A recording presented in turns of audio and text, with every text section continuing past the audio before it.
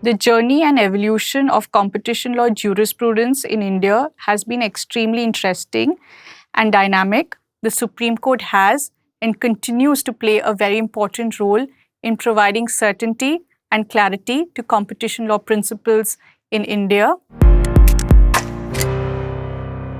So in 2010, the Supreme Court passed its very first decision in a cartel case. The Supreme Court in this case laid down several important points.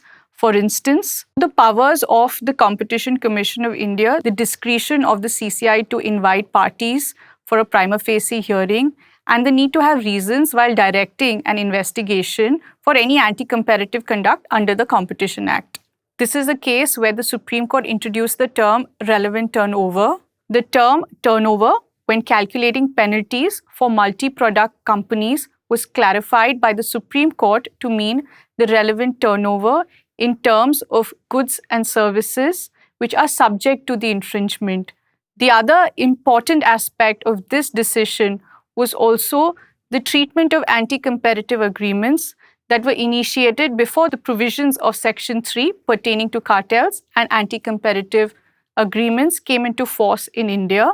The Supreme Court very rightly clarified that if any anti-competitive agreement continued post this date, it would be subject to penalties under the Act, even though this agreement was entered into before the Act came into force. In addition to cartel enforcement, Supreme Court's decision in the 2018 Rajasthan Cylinders case laid down the essential elements of bid rigging in India. The Supreme Court in this case dismissed the allegations of cartelization on account of prevailing market conditions. The Supreme Court clarified and stated that although the prices quoted by the bidders were similar, this was on account of the market being oligopsonistic in nature.